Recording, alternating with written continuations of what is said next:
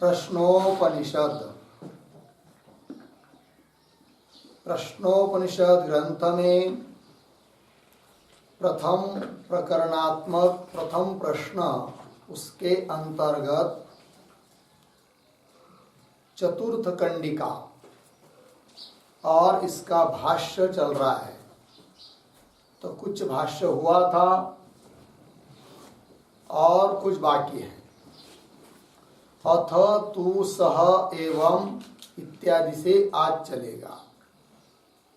तो प्रसंग ये चल रहा है कि आचार्य पिप्पलाद जी के पास सुकेशा इत्यादि 6 ऋषि जब ब्रह्म ज्ञान प्राप्त करने के लिए गए, तब आचार्य जी ने उनको 1 साल और तपश्चर्या करते हुए रहने के लिए, आश्रम में रहने के लिए कहा। वह भी 1 साल बीतने के बाद तब उन लोगों ने प्रश्न पूछना शुरू कर दिया आचार्य जी की अनुमति लेकर। फिर उनमें से कात्यायन कबंदी नाम के जो एक ऋषि थे, उन्होंने आचार्य पिप्पलाद जी के प्रति प्रश्न किया कि भगवान कुतो ह वा इमाः प्रजाः प्रजायन्ते, यह प्रजा किससे उत्पन्न होती है, ये प्रश्न किया। तब उस प्रश्न जिन्होंने पूछा है, ऐसे कात्यायन कबंदी के प्रति आचार्य पिप्पलाद जी उत्तर दे रहे हैं, बता रहे हैं कि यह प्रजा किससे उत्पन्न हुई। तो चतुर्थ कंडिका से आरंभ हुआ है। तो बताया कि जो निर्गुण निराकार शुद्ध चैतन्य है, उपाधि रहित, वह तो न किसी का कारण है न किसी का कार्य है, वो तो अलिप्त है, निर्लेप है। किंतु जब माया उपाधि लग जाती है तो माया उपहित चैतन्य अर्थात ईश्वर, उस ईश्वर से उत्पन्न होता है हिरण्यगर्भ, अर्थात ईश्वर की प्रथम संतान कही जाती है हिरण्यगर्भ, जिसको बोलते प्रजापति। और उस हिरण्यगर्भ रूप प्रजापति की उपाधि है समष्टि सूक्ष्म शरीर सहित अपंचकृत पंचमहाभूत, क्योंकि ईश्वर ने अपंचकृत पंचमहाभूतों को उत्पन्न किया और वही उपाधि बनकर फिर हिरण्यगर्भ बन गया। तब उसके बाद उस हिरण्यगर्भ ने सृष्टि निर्माण करने के लिए सबसे प्रथम उन अपंचकृत पंचमहाभूतों का पंचीकरण किया। तब उसमें स्थूलता आई, और जब स्थूलता आई तब उस पंचीकृत पंचमहाभूतों से उन्होंने चतुर्दश भुवनात्मक ब्रह्मांड की उत्पत्ति की। और ब्रह्मांड को उत्पन्न करने के बाद फिर उस ब्रह्मांड के अंतर्गत मिथुन को उत्पन्न किया। वो मिथुन क्या है? रई और प्राण, इसको उत्पन्न किया। और रई और प्राण को उत्पन्न किया वो इस दृष्टि से कि ये मिथुन यही मेरी बहुत सारी प्रजा उत्पन्न करेंगे, इस हिसाब से उत्पन्न किया रई और प्राण को। तो यहाँ तक हुआ है कि उस हिरण्यगर्भ ने तप किया, फिर उसके बाद मिथुन को उत्पन्न किया। अब उसी की चर्चा चलेगी अथ तु इत्यादि से। तो भाष्य में देखिए, अथ तु सह एवं तपः तप्त्वा। तो उसने हिरण्यगर्भ ने तप किया और तपः तप्त्वा, तप करने के बाद। तो तपः तप्त्वा का तप्त्वा ही प्रतीक है, उसका अर्थ कर रहे हैं श्रौतम ज्ञानम अन्वालोच्य। उसमें तप शब्द का अर्थ है श्रौतम ज्ञानम, श्रुति प्रतिपादित ज्ञान, और तप्त्वा का अर्थ है अन्वालोच्य, अर्थात स्मरण करके। तो श्रुति प्रतिपादित जो ज्ञान है उसको स्मरण करके, क्योंकि इस सृष्टि को उत्पन्न करना है तो किस क्रम से कैसे उत्पन्न करना है, इसका आलोचन किया उस हिरण्यगर्भ ने। और पिछले कल्प के जो उसके उपासना काल के संस्कार थे उसको भी स्मरण किया, और श्रुति के द्वारा प्रतिपादित जो विषय है उसका भी ज्ञान संपादन किया। यही उसका तप है। इस प्रकार का तप करके, अर्थात श्रौत ज्ञान का स्मरण करके क्या किया? मिथुन को उत्पन्न किया। और वो मिथुन कैसा है? जो कि सृष्टि का साधनभूत है। तो वही देखिए पंक्ति, अथ तो सह एवं सह सह प्रजापति अर्थात हिरण्यगर्भ एवं इस प्रकार से तपः तप्त्वा अर्थात सौतम ज्ञानम अन्वालोच्य सौत ज्ञान का, श्रुति प्रतिपादित ज्ञान का स्मरण करके क्या किया? फिर सृष्टि साधन भूतम मिथुनम उत्पादयते।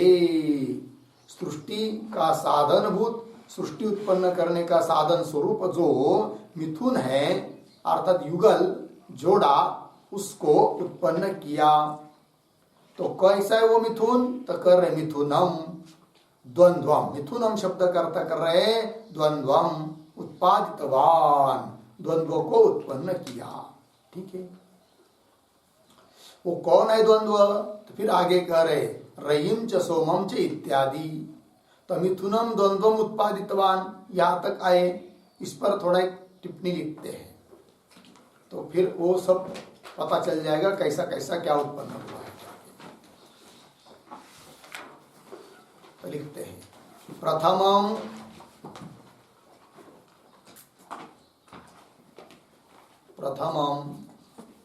आदित्य चंद्रोत्पादनेन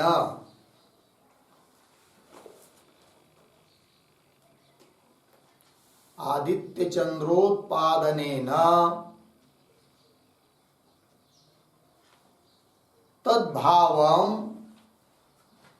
आपद्य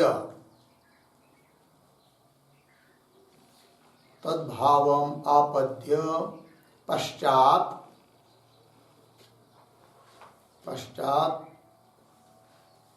चंद्रादित्य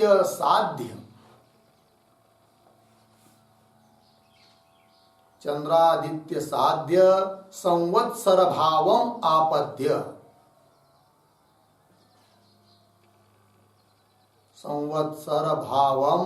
आपद्य, एवं एव तद अवयव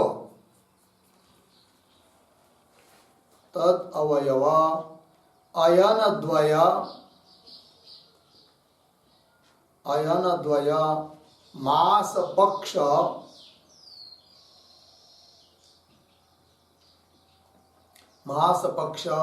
अहोरात्र भावम आपद्य,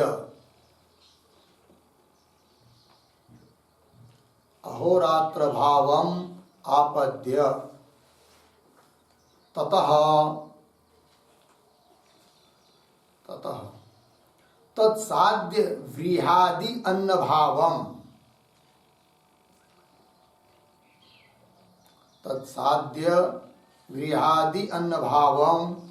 रेतो भावम च आपद्य,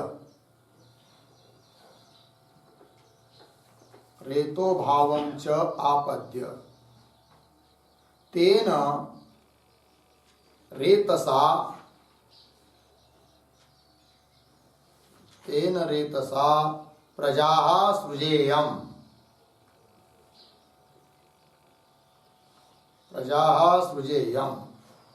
इति एवं निश्चित्य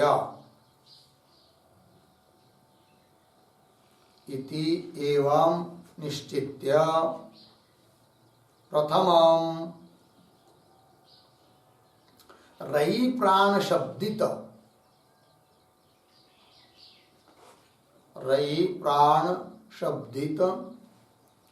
चंद्र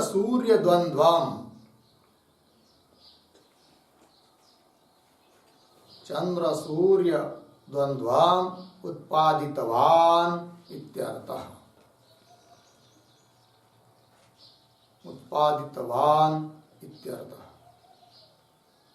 ठीक है, अर्थ देखिए।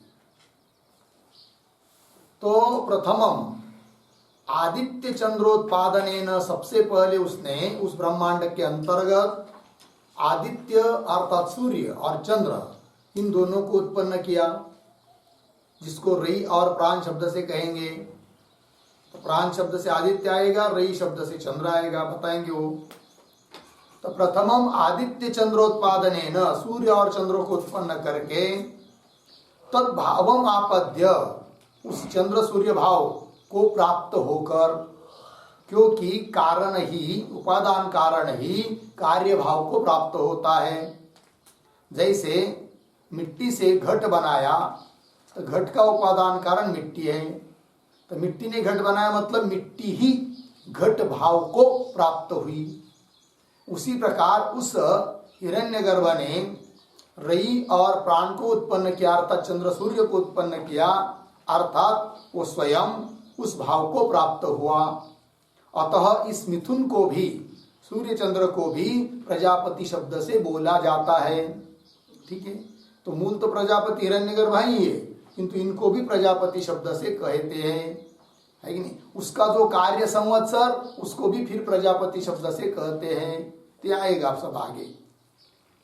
तो प्रथमम आदित्य चंद्रोत्पादनेन तद्भावम, उस भाव को प्राप्त होकर पश्चात, उसके बाद क्या किया, चंद्रादित्य साध्य, चंद्र और आदित्य से साध्य जो संवत्सर, उस संवत्सर भाव को प्राप्त हुआ। उसको फिर उसके बाद अपद्य एवं एवं इसी क्रम से तद अवयव, अर्थात उस संवत्सर के भी अवयव जो अयन द्वय, उस भाव को प्राप्त हुआ। फिर अयन द्वय, अयन दो अयन, दक्षिणायन उत्तरायन, उस अयन भाव को प्राप्त हुआ। उसके बाद उस अयन का भी साध्य है मास, महीना, फिर पक्ष, फिर अहोरात्र, उस अहोरात्र भाव को प्राप्त हुआ। फिर उसके बाद उस अहोरात्र से भी साध्य जो व्रीहादि अन्न भावम, व्रीहि इत्यादि जो अन्न है, उस अन्न भाव को प्राप्त हुआ।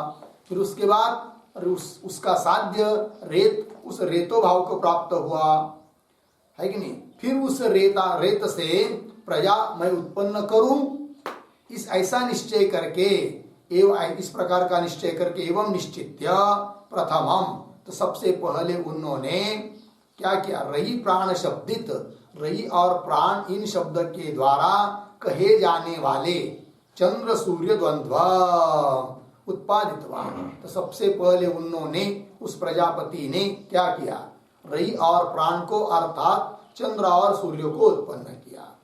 फिर उसके बाद फिर क्रमशः संवत्सर, अयन, मास, पक्ष, अहोरात्र, व्रीहि, रेत और उससे फिर प्रजा, इस प्रकार से उत्पन्न किया। तो प्रजा को कैसा उत्पन्न किया, ये प्रश्न था, इस क्रम से उत्पन्न किया, ये बताया जा रहा है। ठीक है, तो चलिए, तो मिथुनम उत्पादयते, मिथुनम नाम द्वंद्वम उत्पादितवान भाष्य में। फिर आगे रयिम च सोमम अन्नम प्राणम च अग्निम अत्तारम। देखो भाई, रई, रयिम च ये प्रतीक है, तो रई को उत्पन्न किया। तो रई क्या चीज है, तो रई का अर्थ बता रहे सोमम अन्नम, सोम और अन्न। तो सोम का मतलब होता है चंद्र, और अन्न मतलब व्रीहि इत्यादि। तो रई शब्द से यह अर्थ लिया। तो सोम अर्थ कैसा लिया भाई, और अन्न अर्थ भी कैसा लिया, तो देखो, तो वैसा तो रई शब्द का अर्थ होता है धन। तो धन का वाचक रई शब्द है, उस रई शब्द की लक्षणा करके सभी भोग्य जात, भोग्य समूह को लिया जाता है कि नहीं, अन्न व्रीहादि। तो फिर वो जो व्रीहादि है उसमें भी परिपूर्णता तब आती है, पुष्टता वो संपन्न होते हैं व्रीहि इत्यादि तब जब चंद्र के किरणों के द्वारा उसमें अमृत भाव आ जाता है, अमृत ले लेते हैं, ग्रहण करते हैं। इसका मतलब चंद्र से अमृत की प्राप्ति हुई है उस व्रीहि इत्यादि में। अतः लक्षणा करके पुनः अन्न तो लिया ही रई शब्द का अर्थ, तो रई शब्द की लक्षणा करके अन्न अर्थ लिया, और उससे भी अर्थ लिया कौन, चंद्र। तो रई शब्द में लक्षित लक्षणा करके अर्थ आ जाता है चंद्र। ठीक है, तो रई शब्द के फिर अर्थ हुए दो, कौन कौन, सोम मतलब चंद्र और एक अन्न, ये अर्थ हुआ। ठीक है, रयिम च सोमम अन्नम, और प्राण शब्द है फिर प्राणम च, तो प्राणम च ये भी प्रतीक है। उसी प्रकार प्राण शब्द की में भी लक्षणा करके अर्थ आ जाता है अग्नि। वही है अत्ता। तो अग्नि स्वरूप अत्ता को भी, अत्ता मतलब भोक्ता, उसको भी उत्पन्न किया उस प्रजापति ने। अब प्राण शब्द का अर्थ अग्नि ले रहे हैं, वो कैसे ले रहे भाई? तो देखो, प्राण और अग्नि का संबंध आता है। कैसे? तो स्वयं भगवान ने कहा है, अहम वैश्वानरो क्या है, भूत्वा प्राणिनाम देहमाश्रितः प्राणापान समायुक्तः पचाम्यन्नम चतुर्विधम। भगवान कहते कि मैं ही स्वयं प्राणियों के शरीर का आश्रय करके वैश्वानर बन जाता हूं। और वैश्वानर क्या है? अग्नि है। और वैश्वानर बन के सभी ने खाया हुआ अन्न को पचाता हूं, अर्थात मैं ही अत्ता हूं, अर्थात भोगता हूं। तो अग्नि ही अत्ता है। और वो अग्नि कैसा, फिर वैश्वानर कैसा? तो प्राणापान समायुक्त, प्राण अपान इत्यादि जो प्राण है उससे युक्त है। अतः अग्नि अर्थ हुआ किसका? प्राण शब्द का अग्नि अर्थ लिया है ना। और अग्नि अर्थ क्यों लिया? तो प्राण के संबंधी होने के कारण। तो प्राण के संबंधी कैसा है अग्नि? तो वहां कहा है कि नहीं, प्राणापान समायुक्त वैश्वानर, प्राण अपान इत्यादि से युक्त कौन है? वैश्वानर रूप अग्नि। तो उस वैश्वानर रूप जो अग्नि है, उस अग्नि के संबंधी है प्राण, इसलिए प्राण के संबंधी ऐसा जो अग्नि, अतः प्राण शब्द से लिया कौन? अग्नि। और वही है अत्ता, भोक्ता। ठीक है। तो प्राणम च अग्निम अत्तारम। ठीक है। अब उस अग्नि से पुनः और अर्थ करने वाले सूर्य। ठीक है। वो कैसे? तो फिर प्राण शब्द के तीन अर्थ हो जाएंगे, मुख्य दो। एक तो हुआ अग्नि, वही अत्ता है, अत्ता स्वरूप अग्नि। और एक हुआ कौन? सूर्य। तो प्राण शब्द से लिया जा रहा है सूर्य, और रई शब्द से लिया जा रहा है कौन? चंद्रमा। और इनको उत्पन्न किया।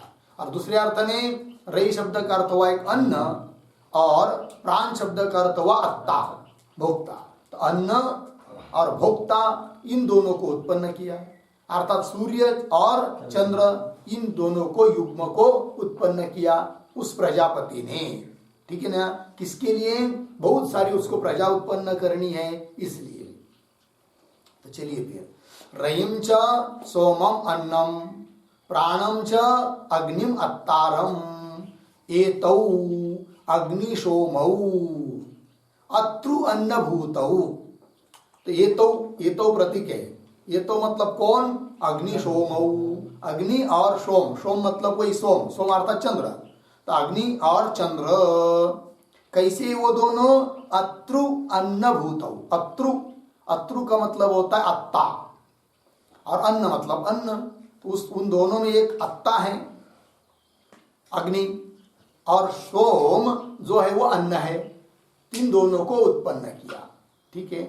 देखिए भाई, एतौ अग्निशोमौ अत्रु अन्न भूतौ में प्रतीक है। में का अर्थ कर रहे मम। तो प्रजापति कर रहे में, नाम मम। बहुधा, बहुधा का अर्थ कर दिया अनेकधा। प्रजा करिष्यतः, लेकिन ये दोनों ही मेरी बहुत सारी प्रजा को उत्पन्न करेंगे। इस दृष्टि से उस प्रजापति ने सबसे प्रथम उस ब्रह्मांड के अंतर्गत इन युग्म को बनाया, मिथुन को बनाया। कौन वो मिथुन है? रई और प्राण, अर्थात चंद्र और सूर्य, अर्थात अन्न और भोक्ता, इन सबको उत्पन्न किया। में मम बहुधा, बहुधा का अर्थ कर रहे हैं अनेकधा। प्रजा करिष्यतः, प्रजा को उत्पन्न करेंगे। इति एवं संचित्य, ऐसा चिंतन करके, अंडोत्पत्ति क्रमेण, अंड, अंड शब्द का अर्थ है ब्रह्मांड, ब्रह्मांड के उत्पत्ति के क्रम से सूर्याचंद्रमसौ अकल्पयत, सूर्य और चंद्र इन दोनों को उत्पन्न किया। अकल्पयत, उस अग्नि को ही सूर्य शब्द से कह रहे हैं, और चंद्र शब्द का अर्थ चंद्र ही है। तो सूर्याचंद्रमसौ अकल्पयत अर्थात उत्पन्न किया। किंतु कैसे? ऐसा चिंतन करके और ब्रह्मांड की उत्पत्ति के क्रम से उत्पन्न किया, है कि नहीं। अर्थात उस प्रजापति ने पहले क्या किया, अपंचीकृत पंचमहाभूतों का पंचीकरण किया, फिर उसके बाद चतुर्दश भुवन को बनाया, तो ये ब्रह्मांड की उत्पत्ति का क्रम हुआ। फिर उसके अंतर्गत इन मिथुन को बनाया, चंद्र और सूर्य को, ये कहना है। तो इस पर भी एक टिप्पणी लिखते हैं अंतिम में।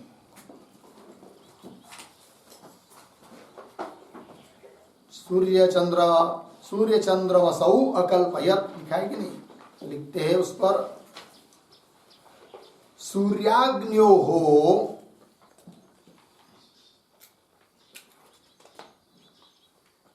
अब अग्नि को बताया था प्राण शब्द से, फिर अग्नि से सूर्य कैसा अर्थ लिया जा रहा है, सूर्य और अग्नि का अभेद समझकर अग्नि शब्द से सूर्य लिया जा रहा है।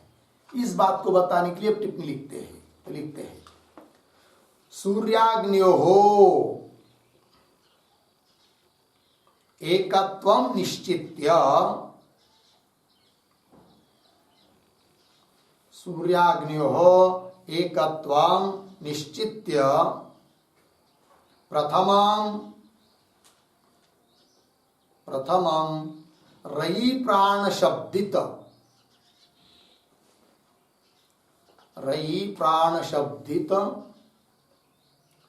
चंद्र सूर्य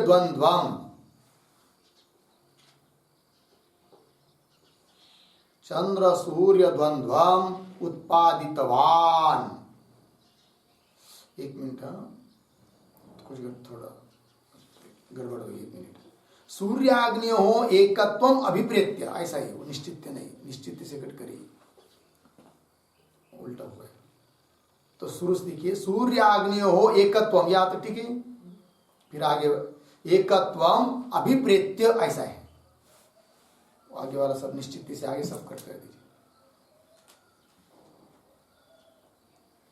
तो सूर्याग्नियो हो एकत्वम अभिप्रेत्य,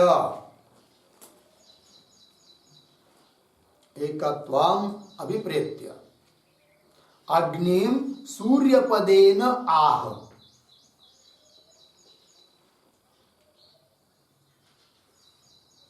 अग्निम सूर्यपदेन आह, सूर्येति, सूर्येति पूर्ण विराम। आगे रात्रौ सूर्यः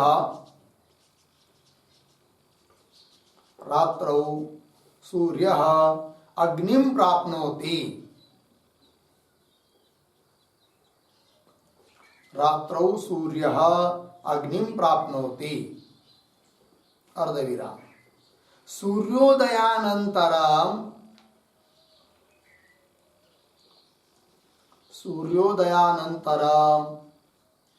अग्निः सूर्यं प्रविशति, अग्निः सूर्यं प्रविशति, पूर्ण विराम। तस्मात् धूमः एव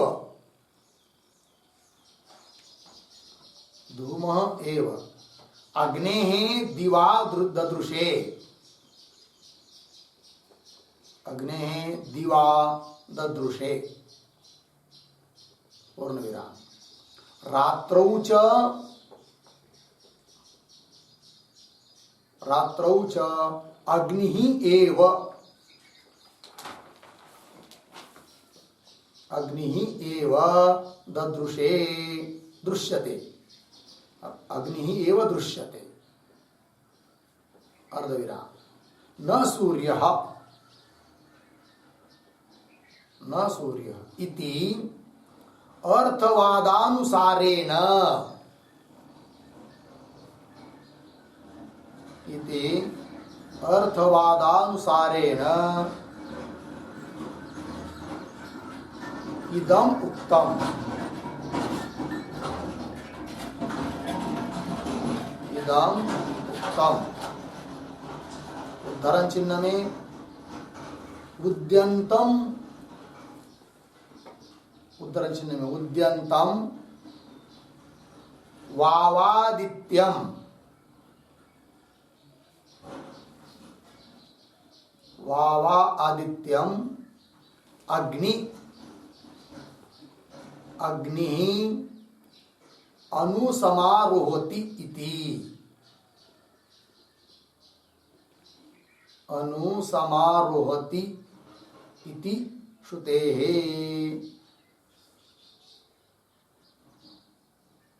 इति श्रुतेः। ठीक है, चलिए भाई, तो अर्थ को समझ लेंगे।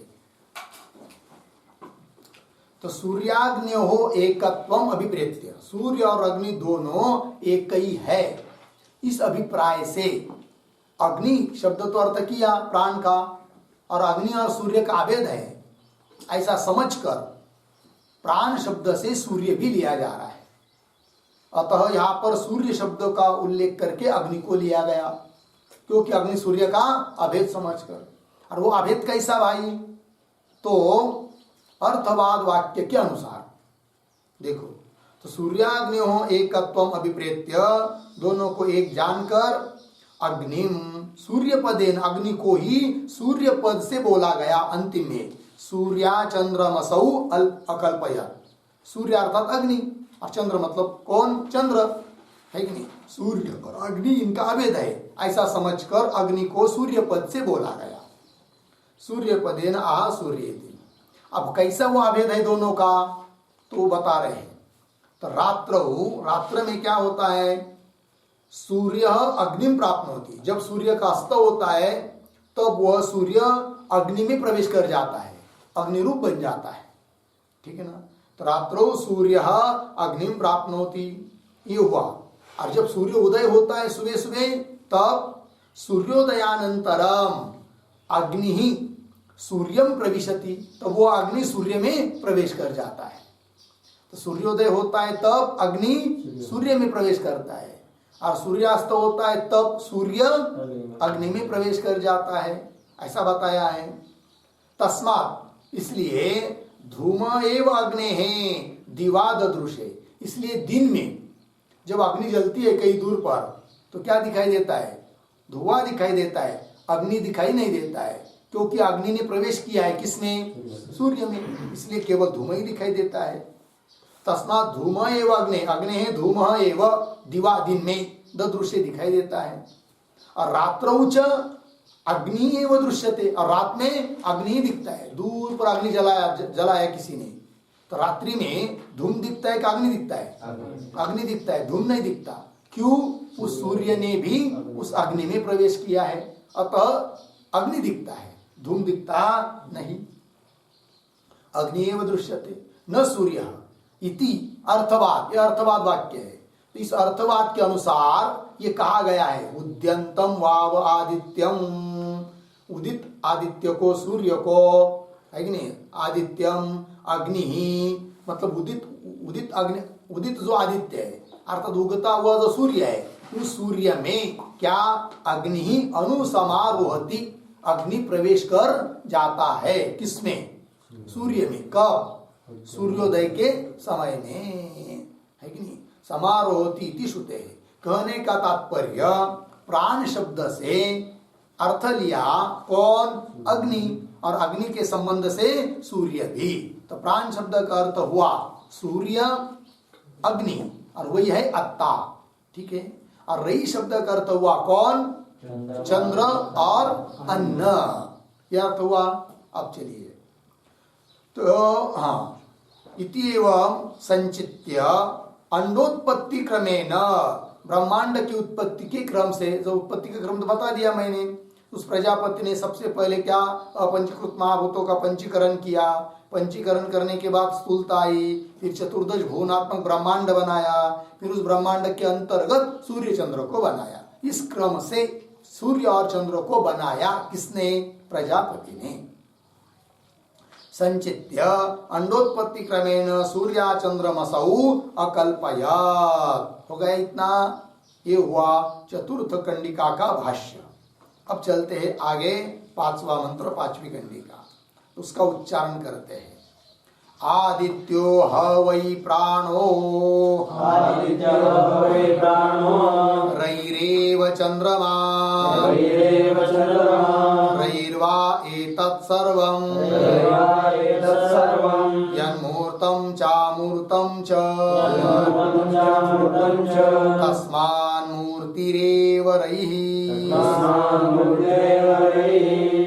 आदित्यो वै प्राणो रैरेव चंद्रमा रैर्वा एतत् सर्वं यन्मूर्तं चामूर्तं च तस्मान्मूर्तिरेव रैः आदित्यः ह वै प्राणः रैः एव चंद्रमा रैः वै एतत् सर्वं यत् मूर्तं च अमूर्तं च तस्मात् मूर्ति एव रैः। ठीक है, अन्वय। प्राणः आदित्यः ह वै प्राणः आदित्यः ह वै आगे रैः चंद्रमा एव रैः चंद्रमा एव। फिर आगे यत् मूर्तं च अमूर्तं च यत् मूर्तं च अमूर्तं च एतत् सर्वं रैः वै रैः वै तस्मात् मूर्ति एव रैः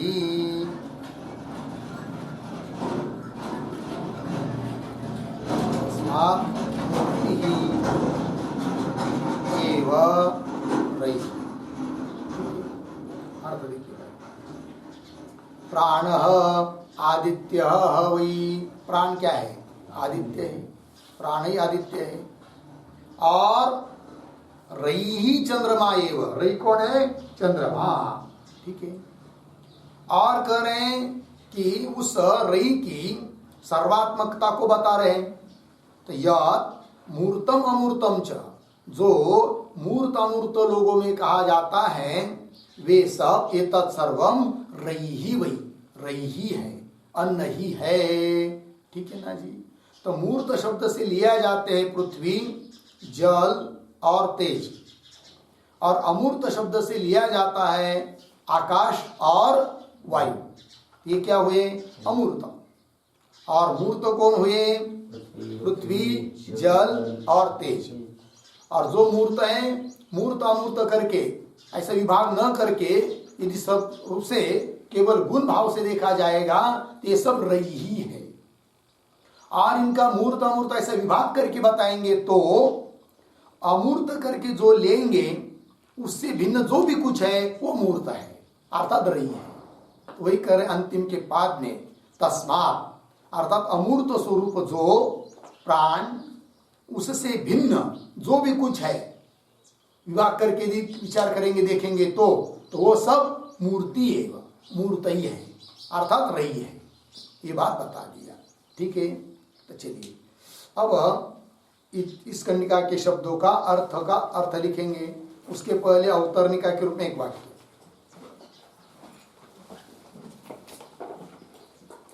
संक्षेपेण जगत सृष्टिम, संक्षेपेण जगत सृष्टिम तत्कारणं च,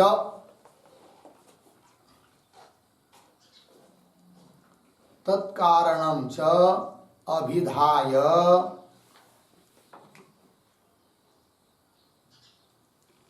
अभिधाय विस्तरेण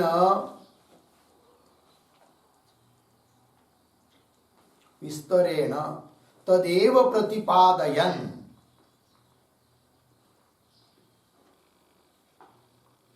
तदेव प्रतिपादयन् प्रथमं रयि प्राणयोः, रयि प्राणयोः स्वरूपं प्रतिपादयति।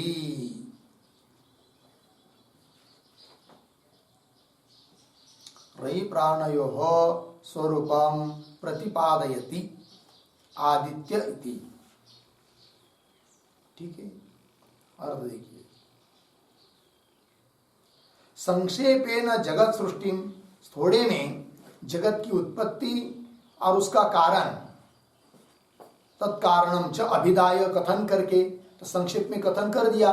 रई और प्राण ये कारण है और उससे जगत उत्पन्न होता है, तो थोड़े में कहा।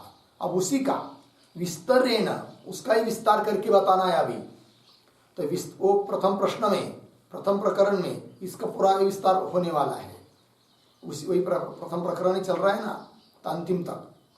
तो संक्षेपेन जगत सृष्टिम तत्कारणम च विदाय, उसके कारण का कथन करके, विस्तरेण तदेव प्रतिपादयन, विस्तार पूर्वक उसी का प्रतिपादन करते हुए, प्रथमम सबसे पहले रई प्राणयो स्वरूपम प्रतिपादयति, रई और प्राण का स्वरूप क्या है इसका प्रतिपादन किया जा रहा है इस कंडिका में। ठीक है, तो चलिए तो लिखते हैं अर्थ। प्राण प्रतीक है, प्राण बराबर प्राण शब्दाविधेय,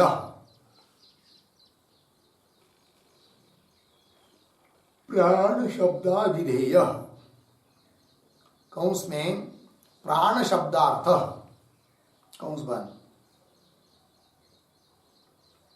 प्राण शब्दार्थ कंस बंद। आगे प्रतीक आदित्य, आदित्य बराबर सूर्य, सूर्य। आगे प्रतीक ह वही बराबर प्रसिद्ध, प्रसिद्ध।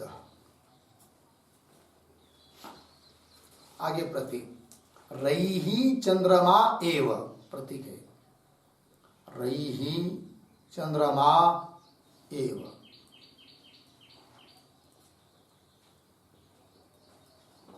बराबर रई शब्दाविधेय,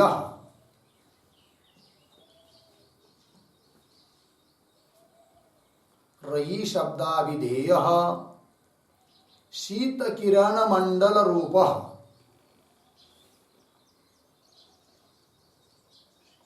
शीत किरण मंडल रूप चंद्रमा एव।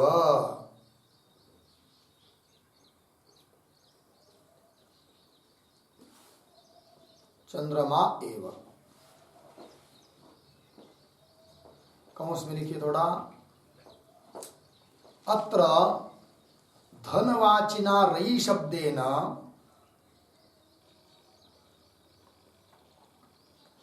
धनवाचिना रई शब्देन अप्रधानान्नात्मकः, अप्रधान अन्नात्मकः, अन्नात्मकः चंद्रमा एव लक्ष्यते, चंद्रमा एव लक्ष्यते पूर्ण विराम। तेन अग्निशोमौ मिथुनम इति सिद्धम, तेन अग्निशोमौ, अग्निशोमौ मिथुनम इति सिद्धम।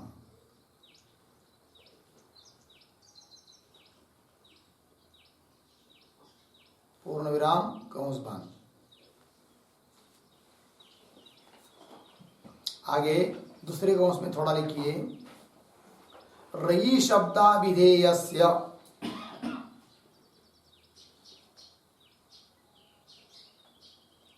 रयि शब्दाविधेयस्य सोमस्य, सोमस्य अन्नरूपस्य, अन्नरूपस्य सर्वात्मकत्वम आह, सर्वात्मकत्वम आह। आगे की तरफ बांध देकर, कौन सा बांध, आगे प्रतीक यत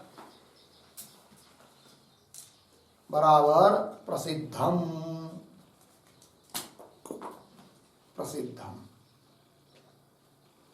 आगे प्रतीक मूर्तम च, मूर्तम च बराबर पृथ्वी अब तेजो रूपम, पृथ्वी अब तेजो रूपम।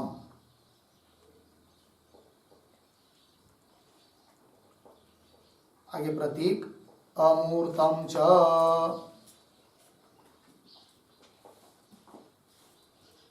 अमूर्तम च बराबर वायवाकाशात्मकम,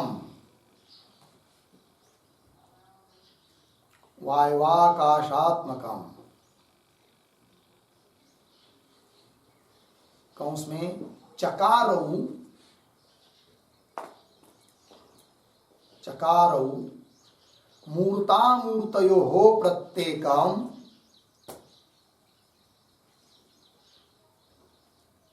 मूर्तामूर्तयोः प्रत्येकम रयित्व समुच्चयार्थौ, रयित्व समुच्चयार्थौ पूर्ण विराम कौमस बात। आगे प्रतीक एतत् सर्वम, ये प्रतीक है, एतत् सर्वम बराबर तत्सर्वम, तत्सर्वम मूर्तामूर्त वस्तु जातम,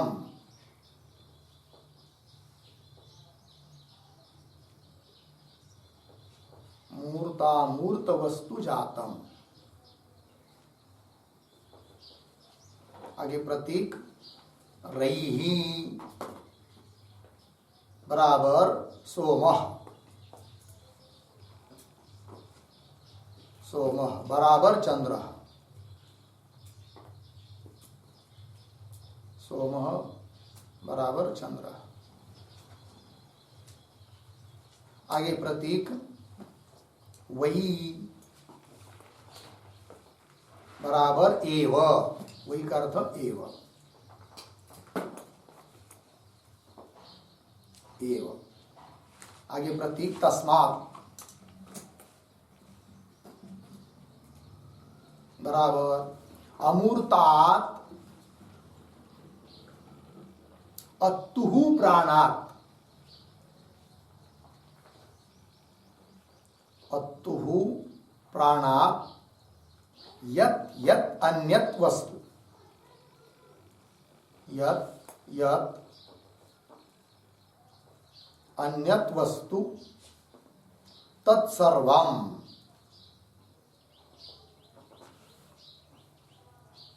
तत्सर्वम तत्सर्वः। आगे प्रतीक मूर्ति ही एव,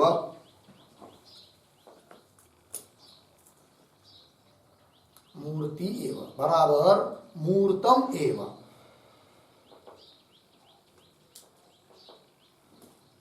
मूर्तम एव। आगे प्रतीक रई, रई बराबर चंद्रमाः मूर्ति ही एव, चंद्रमाः मूर्ति ही एव। ठीक। कंस में मूर्तामूर्त विभागम अकृत्वा,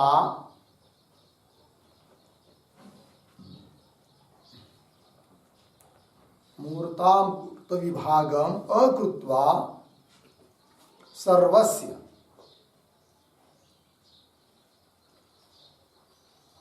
सर्वस्य गुण भाव मात्र विवक्षया, गुण भाव मात्र विवक्षया सर्वम रैहि एव,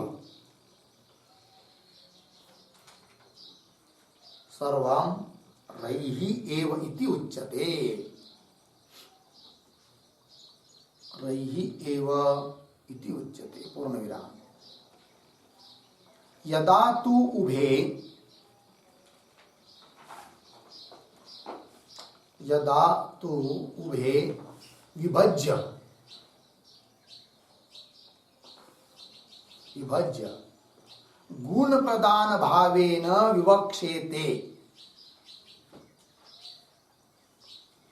गुण प्रदान भावेन विवक्षेते, तदा अमूर्तेन प्राणेन, अमूर्तेन प्राणेन मूर्तस्य अद्यमानत्वात्, मूर्तस्य अद्यमानत्वात्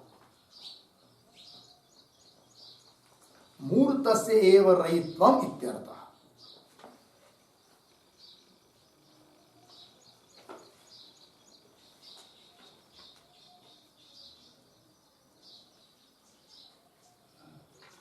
हो गया?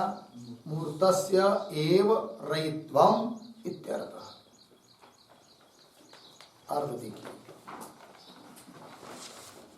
तो प्राण, तो प्राण शब्दाभिधेय, प्राण शब्द का अभिधेय, प्राण शब्द से कहा जाने वाला, प्राण शब्द का अर्थ क्या है? आदित्य सूर्य।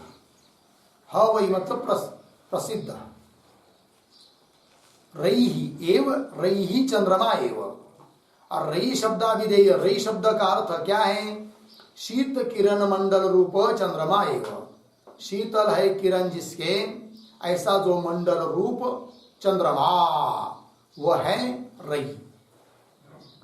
अत्र यहाँ पर धनवाचिना रयि शब्देन, वैसा तो रयि शब्द का अर्थ होता है धन, तो धन का वाचक जो रयि शब्द है, उस रयि शब्देन अप्रधान अन्नात्मक, अप्रधान रूप जो अन्न है, क्योंकि एक अन्न है एक अत्ता है, दोनों में प्रधान होता है अत्ता भोक्ता, और अप्रधान होता है कौन? अन्न। तो अप्रधान अन्नात्मक चंद्रमा लेना है। किससे? रयि शब्द से। रयि शब्द की लक्षणा करके कौन लिया? अन्न, और उससे भी कौन? चंद्रमा। तो दोनों अर्थ हुए, चंद्र भी और अन्न भी। चंद्रमा एव लक्ष्यते। तो उससे क्या होगा फिर? तेन अग्नि सोमो इति मिथुनम सिद्धम, अग्नि और सोम सिद्ध हो गया, क्योंकि रयि शब्द का अर्थ सोम किया चंद्रमा, तो अग्नि सोमो सिद्धम मिथुनम। आगे रयि शब्दाभिधेयस्य सोमस्य अन्न रूपस्य, रयि शब्द का, शब्द से लिया जाने वाला अर्थ, अभिधेय अर्थ कौन? अन्न रूप सोम, वह सर्वात्मक है, इस बात को बता रहे हैं आगे। तो यत अर्थात प्रसिद्ध जो भी है, मूर्तम कौन? पृथ्वी, आप और तेजो रूपम, इन तीनों को कहा जाता है मूर्त। और अमूर्त कौन है? वायु आकाशात्मक, वायु और आकाश यह है अमूर्त। और च आया है ना दो बार, यद मूर्तम च अमूर्तम च, दो जगह चकार आया। तो चकार क्या करते हैं? तो चकारो मूर्त अमूर्तयो प्रत्येकम, मूर्त और अमूर्त जितना भी है वे सब प्रत्येकम रयित्वम समुच्चयार्थ, वो सब रयि है, इस बात को बताते हैं, है कि नहीं? मूर्त अमूर्त जो है वो सब रयि है, अन्न ही है। वैसा देखा जाए सब कुछ रयि है, अन्न ही है। क्योंकि जो आज अत्ता दिखाई दे रहा है वो भी कुछ समय के बाद क्या बन जाता है? अन्न बन जाता है। जैसे एक उदाहरण समझ लीजिए, कोई अन्न के कण को खाता है, व्रीहि इत्यादि को कीटक, तो व्रीहि हो गया क्या? अन्न, और कीटक हुआ कौन? अत्ता। फिर कभी उस मेढक उस कीटक को खाता है, जो कीटक अत्ता था, है कि नहीं? प्राण अत्ता, वो अब बन गया कौन? अन्न, और अत्ता बन गया मेढक। और फिर उस मेढक को भी खाता है कौन? सर्प। तब मेढक बन गया कौन? जो अत्ता था पहले, अब बन गया अन्न, और सर्प बन गया कौन? अत्ता। उसी प्रकार सर्प को मोर खाता है, ऐसे करते करते जाइए, है कि नहीं? तो उस प्रकार से यदि विभाग न करते हुए विचार करेंगे तो सब कुछ क्या है जी? रयि है। अन्न है, तो है कि नहीं। और विभाग करके विचार करेंगे तो एक अत्ता है और एक अन्न है। तो अत्ता से भिन्न जो है वो सब मूर्त, वो सब क्या है, रई है। लग गया अर्थ। और इन भूतों में भी देखिए महाप्रलय काल में तो पृथ्वी का लय हो जाता है, किसमें, जल में, कार्य का लय कारण में होता है। तो वहां पर फिर पृथ्वी बन गई अन्न और अत्ता बन गया कौन, जल। फिर जल का लय होता है किसमें, अग्नि में, तेज में। तो फिर जल बन गया, जो पहले अत्ता था वो बन गया क्या, अन्न, और उसका अत्ता बन गया कौन, तेज। उसी प्रकार तेज का विलय होता है वायु में, वायु का आकाश में, आकाश का प्रकृति में, और प्रकृति का ब्रह्म में। ठीक है ना, इस प्रकार से। ठीक है, तो चलो भाई, तो आगे करें ये तत्सर्वम, मतलब तत्सर्व मूर्त अमूर्त वस्तु जाता, मूर्त अमूर्त जितना भी है वो सब वैसा देखा जाए तो रई ही है। ठीक है, विभाग न करके विचार करेंगे तो रई ही, अर्थात सोमः वही एव। और यदि विभाग करके देखते तो तब कर रहे तस्मात्, तस्मात् का अर्थ कर रहे अमूर्तात् अत्तुः प्राणात्, अमूर्त ऐसा जो अत्ता स्वरूप प्राण, उससे यत् यत् अन्य, उससे जो जो भिन्न है वस्तु वो सब मूर्ति है, अर्थात मूर्त है, अर्थात रई है। तो मूर्ति एव मूर्तम एव, और वो रई है, इसलिए चंद्रमा मूर्ति एव। ठीक है ना, चंद्रमा ही क्या है, मूर्ति है, मूर्त है, अन्न है, ये बात। आगे देखिए, मूर्तामूर्तयो, मूर्तामूर्त विभागम अकृत्वा, ये मूर्त या मूर्त ऐसा इस प्रकार का विभाग न करके सर्वस्य, सब कुछ, गुण भाव मात्र विवक्षया, गौण भाव से यदि विचार करते हैं तो विवक्षा से सर्वम रई एव इति उच्यते, सब कुछ क्या है, रई है। और जब यदा तो उभे विभज्य, जब दोनों का विभाग करके गुण प्रदान भाव उसमें करते, गौण और प्रदान ऐसा विभाग करके, अब विभाग करने की विवक्षा हो तो गुण प्रदान भावेन विवक्षेते तदा अमूर्तेन प्राणेन, अमूर्त ऐसा जो प्राण, उससे मूर्तस्य अद्यमानत्वात्, अमूर्त ऐसे प्राण के द्वारा, अत्ता के द्वारा मूर्त जो है वो अद्यमान है। अद्यमानत्वात् अर्थात भक्ष्यमानत्वात्, वो भक्ष्य बन जाता है। अमूर्त का, अमूर्त ऐसे प्राण का अर्थात अग्नि का, भोक्ता का भक्ष्य बन जाता है कौन, मूर्त। ठीक है ना, अद्यमानत्वात् मूर्त सेव रहित्वम, तब तो केवल मूर्त को ही रही कहेंगे। विभाग करके विचार करेंगे तो मूर्त ही केवल रही बनेगा, और विभाग न करके बताएंगे तो सब कुछ रही ही है। ये अलग अलग विभाग हुआ। ठीक है, थोड़ा और दो पंक्ति में थोड़ा आशय लिख लेते हैं। हे कबंधेन, इस कंडिका का आशय, हे कबंधेन मूर्तम यत् भोज्यम, मूर्तम यत् भोज्यम अर्धविराम, अमूर्तम यत् भोक्तृ, अमूर्तम यत् भोक्तृ, सर्वम एतत्, सर्वम एतत् अविभाग दशाम, अविभाग दशाम रयिहि एव इति उच्यते, रयिहि एव इति उच्यते। पूर्ण विराम। पृथक विभागे कृते सति, पृथक विभागे कृते सति मूर्त रूपम भोज्यम, मूर्त रूपम भोज्यम अन्नम एव रयिहि, भोज्यम अन्नम एव रयिहि, रयिहि इति उच्यते। तथा भोक्तृ रूपम यत्,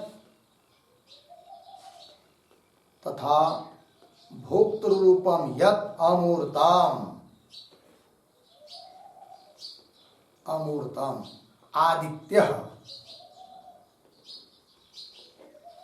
आदित्य स एव प्राणः इति उच्यते। स एव प्राणः इति उच्यते। इति हो गया। चलो भाई,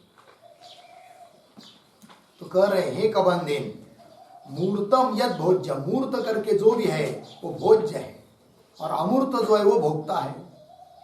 किंतु सर्वम ये सब मूर्त अमूर्त जो भी अविभाग दशायाम गौण प्रधान भाव ऐसा विभाग न करेंगे तो अविभाग दशायाम रही एव, ये सब मूर्त अमूर्त रही ही है, रही एव इति उच्यते। और पृथक विभागी कृते सती, जब गौण प्रधान भाव करके ऐसे विभाग करते हैं तो पृथक विभागे कृते सती मूर्त रूपम भोज्यम अन्नम, मूर्त रूप जो है वो भोज्य वो अन्न वो रही है, अन्नम एव रही इति उच्यते। तथा भोक्तृ रूपम यद अमूर्तम, भोक्ता रूप जो अमूर्त है वो आदित्य है और सएव प्राण इति उच्यते, उसी को प्राण कहते हैं। ठीक है जी। तो चलिए, ये हुआ कंडिका। इसका अब भाष्य को देखिए। तत्र तत्र अर्थात उस मिथुने, मिथुन में, तत्र शब्द का अर्थ करेंगे मिथुने। आदित्य ह वै प्राण, तो आदित्य ह वै प्राण प्रतीक है। तत्र अर्थात मिथुने आदित्य ह वै प्राण, प्राण शब्द का अर्थ कर रहे अत्ता। कौन है वो? अग्नि। अत्ता मतलब भोक्ता, तो वो है अग्नि, प्राण शब्द का अर्थ। और आगे रही एव चंद्रमा, और रही ही कौन है? चंद्रमा है। रही शब्द का अर्थ चंद्रमा है। रही एव अन्नम सोम एव, उसी का स्पष्टीकरण कर रहे हैं। तो रही ही क्या है? अन्न है, और वही सोम है। सोम अर्थात चंद्रमा है। ठीक है। फिर आगे तत् एतत् एकम अत्ता च अन्नम च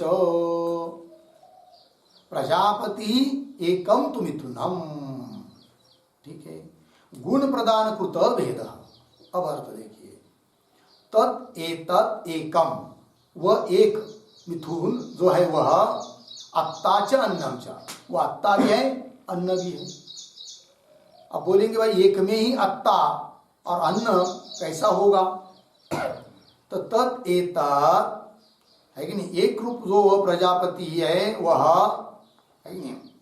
तत् एतत् एकम अत्ता च अन्नम च, और प्रजापति एकम तु मिथुनम, ये प्रजापति रूप एक मिथुन हुआ। कौन? रई और प्राण, अर्थात रई और प्राण ये भी प्रजापति ही है, क्योंकि उसका उपादान कारण प्रजापति है और कारण कार्य भाव को प्राप्त होता है। अर्थात ये मिथुन रूप भी एक प्रकार से क्या बना? प्रजापति ही है। तो देखिए भाई, तो तत् एतत् एकम, इसके अवतरणिका के रूप में एक वाक्य लिखते हैं। तद एतत्, इसके तो लिखेंगे संवत्सरादि प्रजा पर्यंत,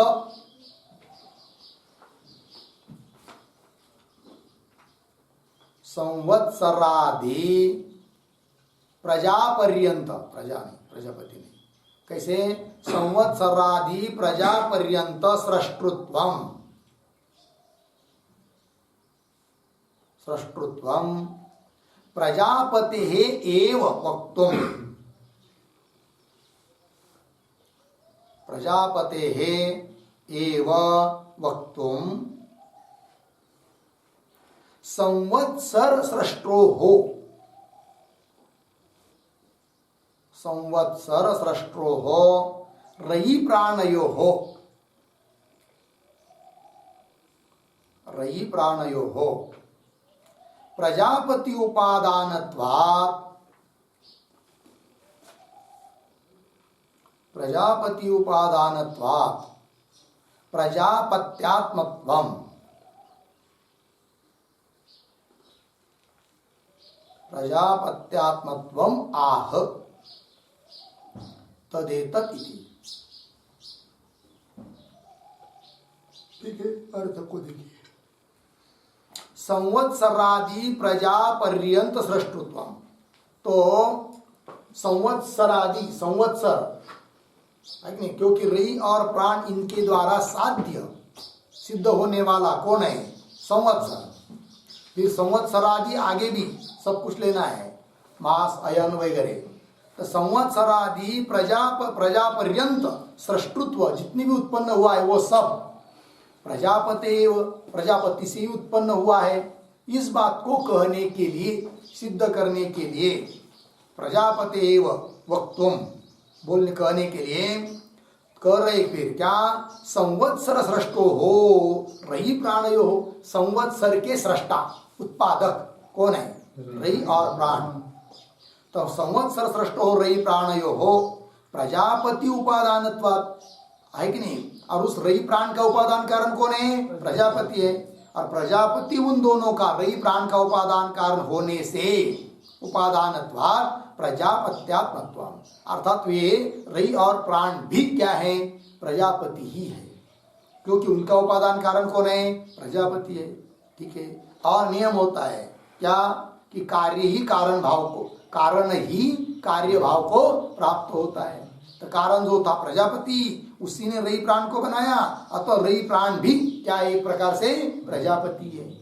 और उससे संवत्सर उत्पन्न हुआ है, अर्थात संवत्सर किससे उत्पन्न हुआ? फिर प्रजापति से ही उत्पन्न हुआ है। फिर संवत्सर को भी आगे जाकर प्रजापति कहेंगे। फिर उससे उत्पन्न होता है अयन द्वय। तो अयन द्वय की उत्पत्ति किससे हुई? संवत्सर से, अर्थात प्रजापति से। ऐसा करते जाएंगे, है ना। तो प्रजापति शब्द से केवल हिरण्यगर्भ ही नहीं लेना है, तो प्रजापति शब्द के बहुत सारे अर्थ हो जाते हैं इस प्रकार से क्रमशः। ठीक है। इससे सिद्ध होगा कि ये सब सृष्टि, सब प्रजापति से ही उत्पन्न होती है। ठीक है।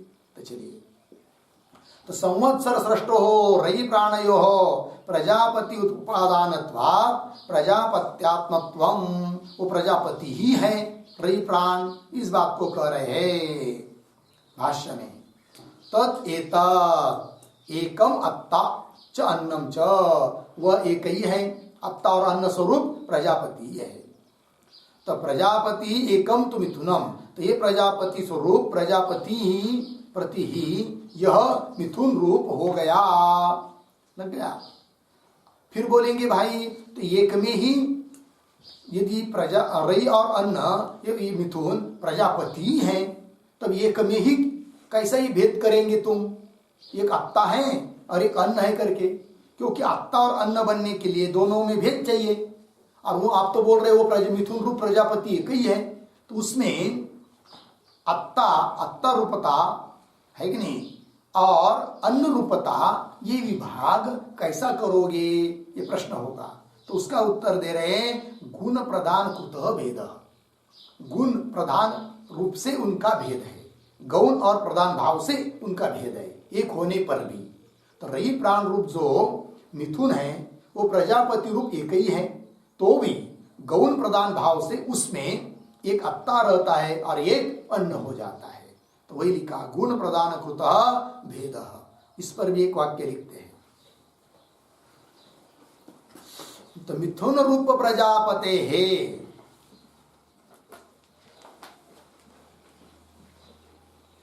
मिथुन रूप प्रजापते है एव,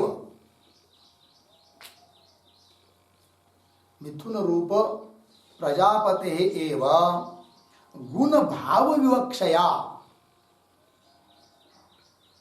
गुण भाव विवक्षया अन्नत्वम, अन्नत्वम अर्धविराम प्राधान्य विवक्षया च, प्राधान्य विवक्षया च अतृत्वम, अतृत्वम इति भेदः, अतृत्वम इति भेदः। लग गया? देखो भाई, तो मिथुन रूप जो प्रजापति है, तो मिथुन रूप प्रजापति ही गुण भाव विवक्षया, गौण भाव से, गुण प्रधान भाव से भाव की विवक्षा करेंगे तो अन्न है, और प्राधान्य विवक्षया अतृत्व, इसलिए दोनों का एक में ही भेद हो जाता है गौण प्रधान भाव से। तो गुण प्रधान कृतः भेद, लग गया अर्थ। आगे प्रश्न कर रहे हैं भाष्य में, कथम, ठीक है। कथम का क्या मतलब है?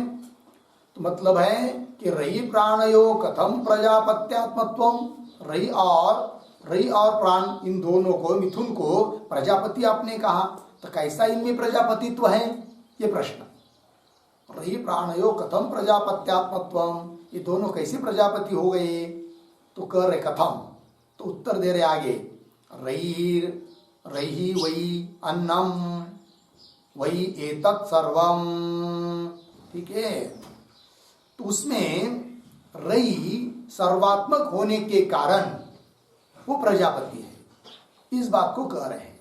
तो रई वही अन्नम, रई अन्न है, और एतत् सर्वम, ये सब कुछ वो रई है। कौन वो सब? तो कह रहे किम तत् यत् मूर्तम, यद मूर्तम प्रतीक है। यद मूर्तम का अर्थ कर रहे हैं यद मूर्तम च स्थूलम च, मूर्त शब्द का अर्थ कर दिया स्थूल, जो भी स्थूल है और सूक्ष्म है वो सब रही है, ये कह रहे हैं। तत् यद मूर्तम च अर्थात स्थूलम च, और अमूर्तम च, अमूर्तम च का अर्थ कर रहे सूक्ष्मम च। तो मूर्ता मूर्ते, इस प्रकार मूर्त अमूर्त बन गए। तो मूर्त हुआ स्थूल, अमूर्त हुआ सूक्ष्म। तो स्थूल ऐसे मूर्त कौन है? पृथ्वी जल तेज। अमूर्त कौन है? वायु आकाश। ये मूर्त अमूर्त अब क्या बन गए? अत्रु अन्न रूपे। एक अत्रु, अत्रु मतलब अन्ना, अत्ता, अत्रु मतलब अत्ता और अन्न, ठीक है ना, अन्न स्वरूप ये सब मूर्त अमूर्त रही एवं। गुण भाव प्रधान भाव ऐसा भेद न करके बताएंगे तो ये सब कुछ रही है। और गौण प्रधान भाव से देखेंगे तो फिर अमूर्त को छोड़कर, क्योंकि अमूर्त है प्राण अत्ता, उससे भिन्न जो भी कुछ है वो सब रही है, अन्न है, ये कहना।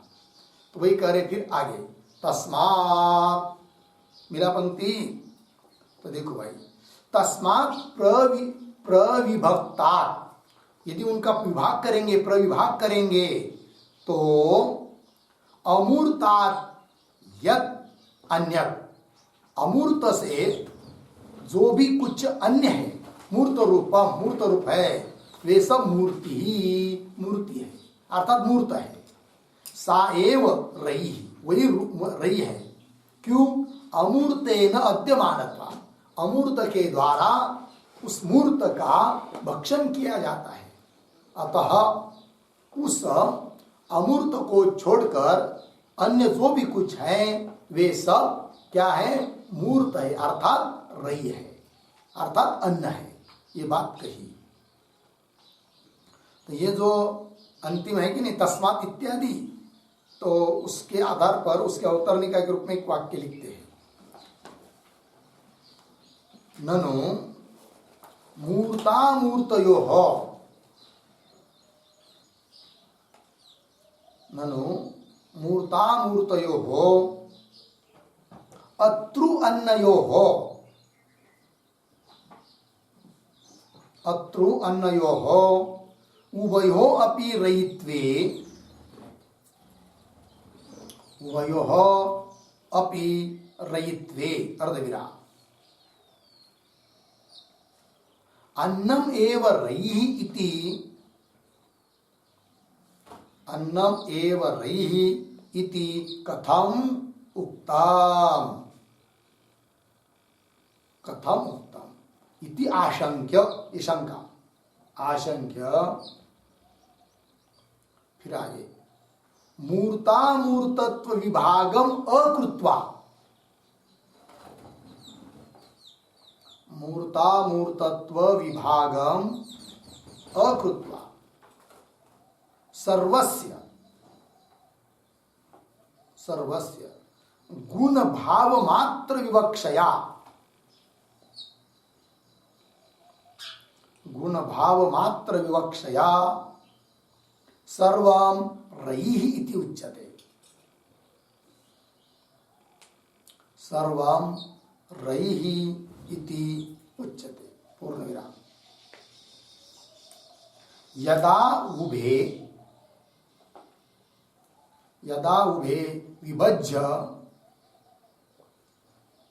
विभज्य गुण प्रदान भावेन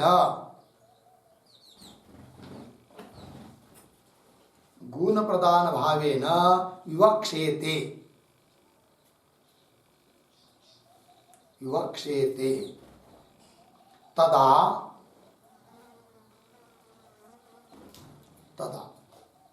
अमूर्तेन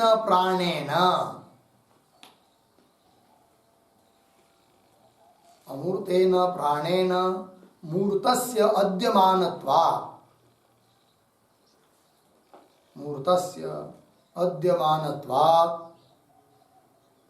मूर्तस्य एव रयित्वम् इति आह।